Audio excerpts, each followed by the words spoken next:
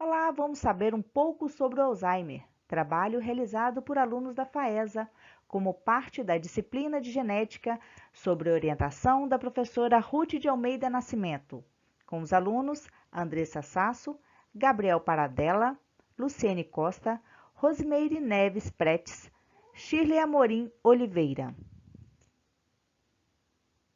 Cerca de 5% dos casos são precoces, ou seja, se desenvolve antes dos 65 anos e apenas esses casos são hereditários, enquanto os outros casos têm como fator principal o avanço da idade. A definição de DA, mais amplamente empregada, baseia-se no critério estabelecidos por um grupo internacional. Nesse sentido, com o aumento da perspectiva de vida, houve também um aumento nos registros dos casos de demência. Segundo a Sociedade Brasileira de Geriatria e Gerontologia, no Brasil, esses registrados são de 55 mil novos casos anuais, a maioria decorrente do mal de Alzheimer, ou seja, 1.600.000 brasileiros vivem com demência e com a probabilidade de chegar a 6 milhões em 2050. Mesmo dentro do contexto, ainda não é conhecida a causa exata da doença de Alzheimer, DA. Entretanto, se sabe que os genes estão envolvidos no processo tanto na manifestação como no seu desenvolvimento. Cerca de 5% dos casos são precoces, ou seja, se desenvolve antes dos 65 anos e apenas esses casos são hereditários, enquanto os outros casos têm como fator principal o avanço da idade. É possível fazer testes para os genes envolvidos na doença familiar de Alzheimer, porém, só é solicitado em situações pontuais. Já no caso de testes para genes de risco como APOE, geralmente não é recomendado. O gênero influencia no desenvolvimento de DA. Mulheres que apresentam esses genes de risco APOE4 têm maior probabilidade de desenvolver a doença do que os homens. Enquanto outros portadores não desenvolvem DA sintomático ou apresentam em idade tardia, possivelmente isso se dá por esses indivíduos apresentarem alelos protetores. Compreender o mecanismo patogênico por trás desses alelos é muito promissor para novas abordagens terapêuticas no tratamento da doença de Alzheimer. A APP, após a sua síntese, sofre clivagem, que produz um fragmento, a proteína beta-amiloide, composta por 42 aminoácidos. Esse fragmento tem mais amiloigênicos do que a original, pois há propriedade de agregação proteica na parte extracelular dos neurônios. Uma vez que se encontre em quantidade maior que a normal, seu acúmulo resultará na formação de fibras amiloides, gerando as placas senis. Essa mutação, pesquisadores identificaram em indivíduos portadores de Alzheimer que não apresentavam a mutação na APP. O gene S182, que codificava uma proteína composta de 467 aminoácidos. Esse gene é atualmente conhecido como gene PSEN1, localizado no cromossomo 14 com 13 exons.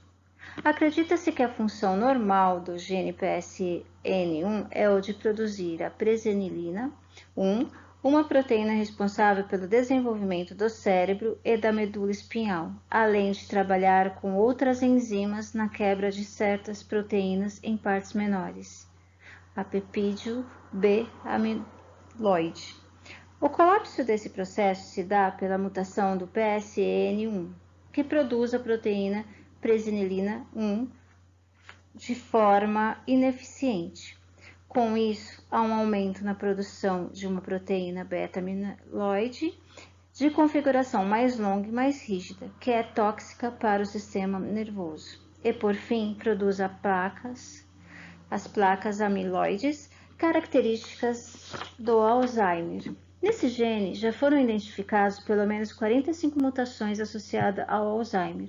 A mutação do gene PNS1 é considerada a mais comum e se acredita que é a causa de 30 a 70% dos casos de Alzheimer precoce.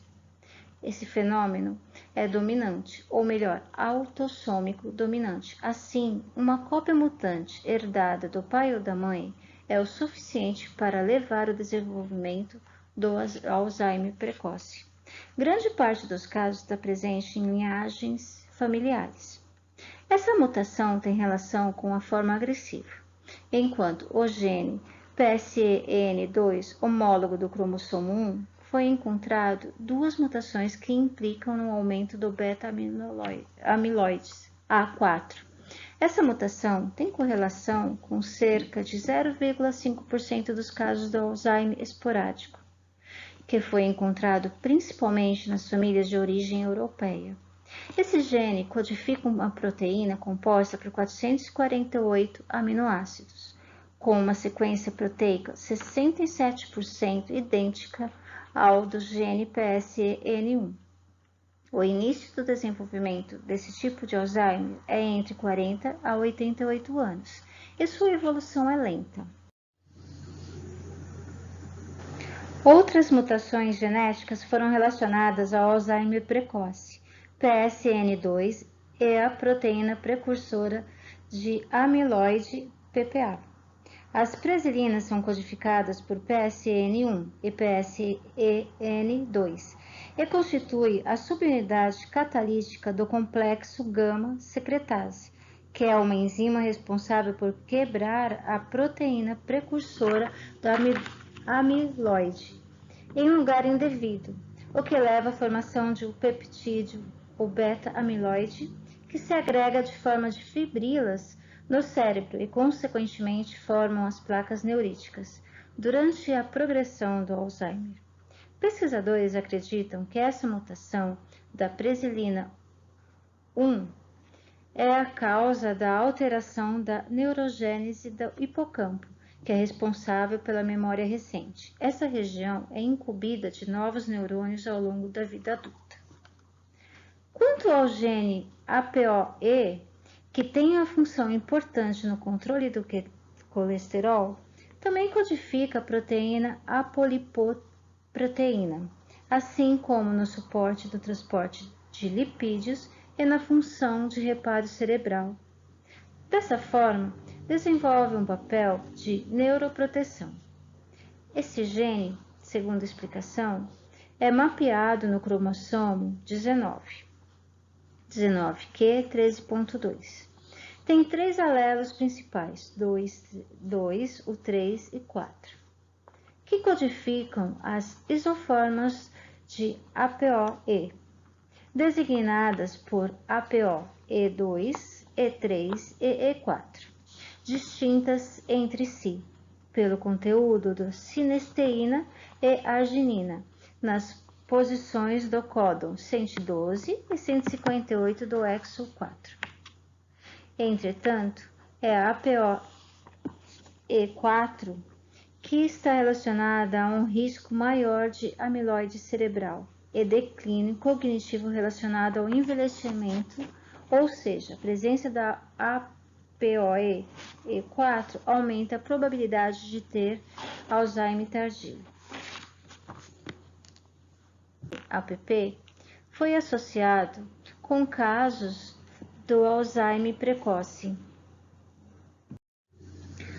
O gene MAPT codifica a proteína tau. Essa proteína tem um papel na formação dos fusos neurofibrilares, ao ser hiperfosforilada, ou seja, ser fosforilada de forma anormal. É incapaz de polimerizar a tubulina adequadamente, o que tem como consequência uma ruptura no citoesqueleto celular e assim a morte neural. A presença de fusos neurofibrilares no hipocampo e na região frontal temporal está correlacionada ao desenvolvimento do Alzheimer. É possível observar nessa figura a diferença de um neurônio no cérebro saudável e num cérebro com Alzheimer, com a proteína digital aumentada de forma descontrolada, formando a placa que dificulta a transmissão de informações entre os neurônios. Nessa imagem também é possível observar o lado que está o cérebro, onde o Alzheimer está avançando. Ele tem regiões onde está a placa amiloide, que é a região mais escurinha aqui, onde tem a figura dos neurônios, e tem as células cerebrais lesadas, com a proteína de tau, onde está a setinha.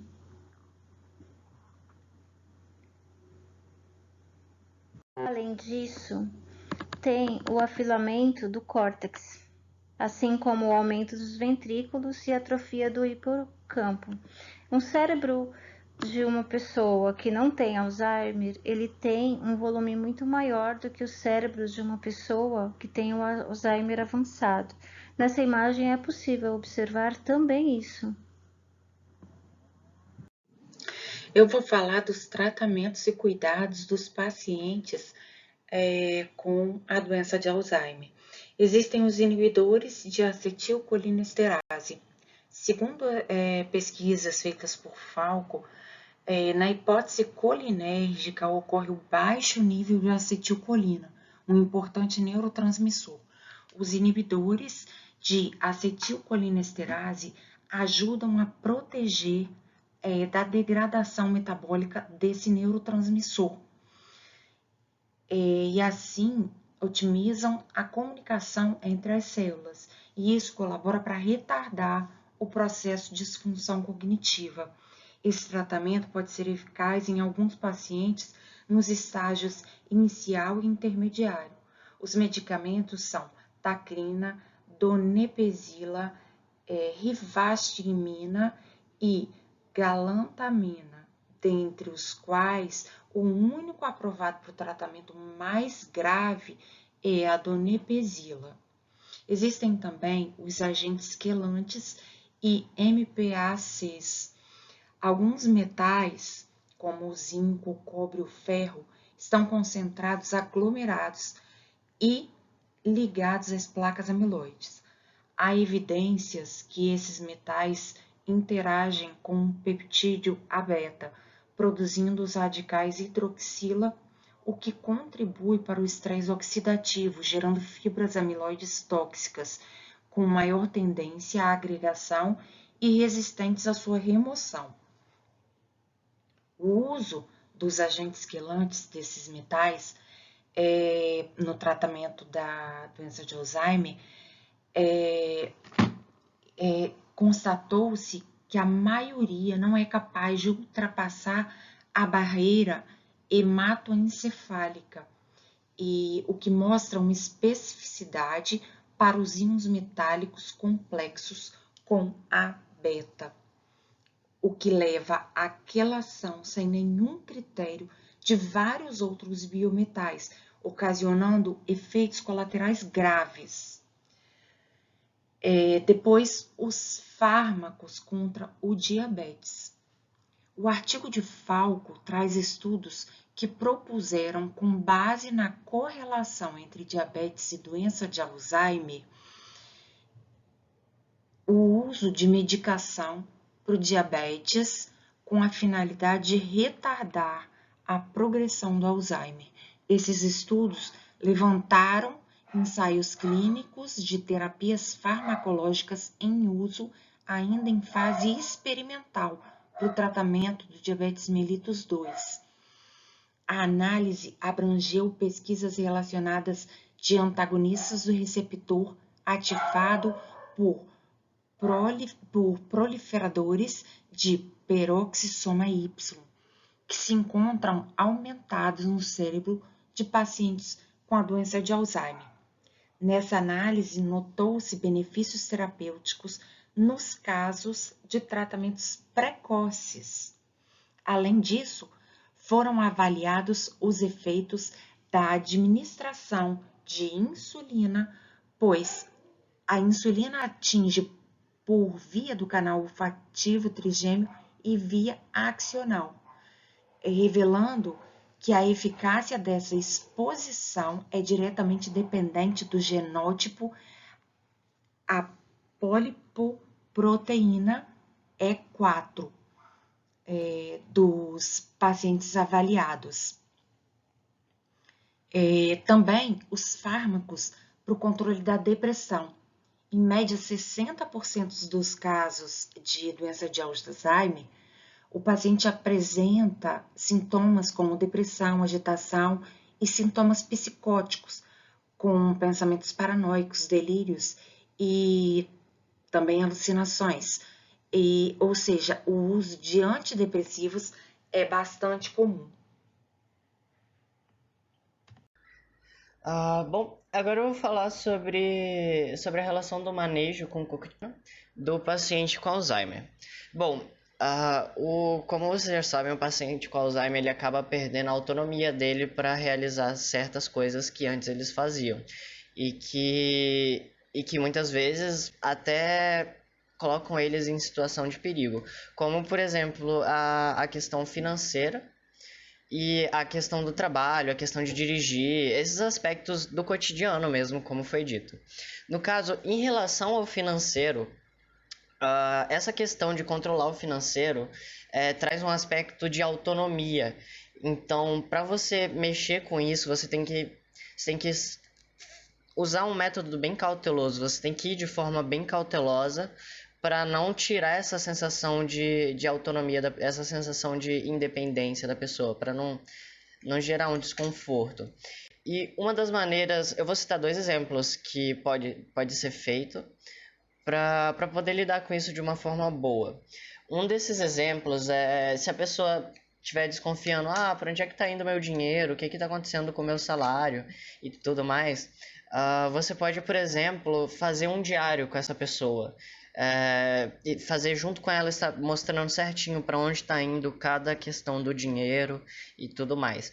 E uma outra coisa também, dependendo da progressão da doença, pode ser colocado cédulas de valores baixos na carteira da pessoa, tipo várias, porque daí vai dar a sensação de que ela não está perdendo tanto dinheiro, de que ela ainda tem dinheiro, de que o dinheiro dela não está sumindo, porque ela não vai discernir os valores das cédulas.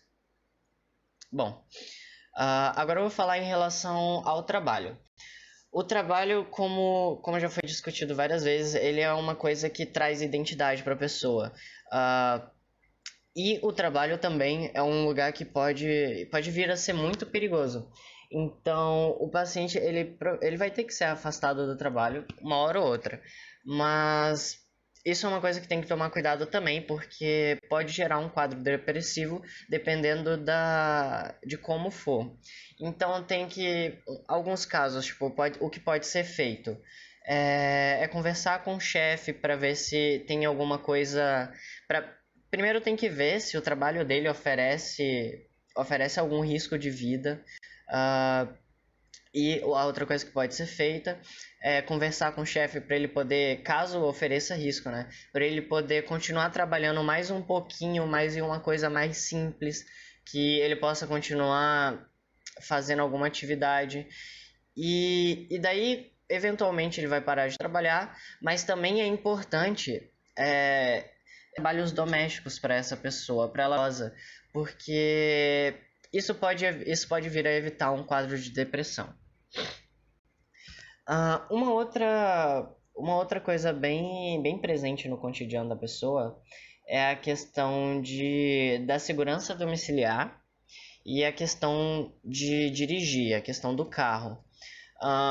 No início, já no início da doença é importante você restringir essa atividade, no caso de dirigir, porque obviamente ela vai ter perda nos seus reflexos e eventualmente pode causar um acidente, é muito perigoso.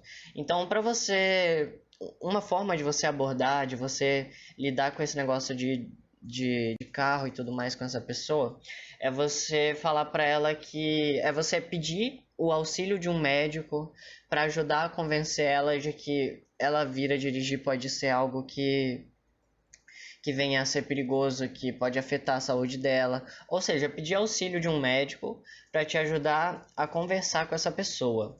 Porque o médico é uma pessoa que tem notoriedade, é uma pessoa que é respeitada e tudo mais. Enfim. Um outro aspecto é você falar que o carro está com problemas mecânicos, por exemplo, que tem peças defeituosas e que a melhor opção é vender o carro. Essa é uma outra coisa. Agora, por último, em relação à segurança domiciliar, tem vários pontinhos que devem ser destacados, porque é importante ter adaptações no ambiente em que essa pessoa vive, porque elas podem derrubar coisas preciosas, elas podem esbarrar em pontas e se machucar com facilidade, pegar a faca, enfim.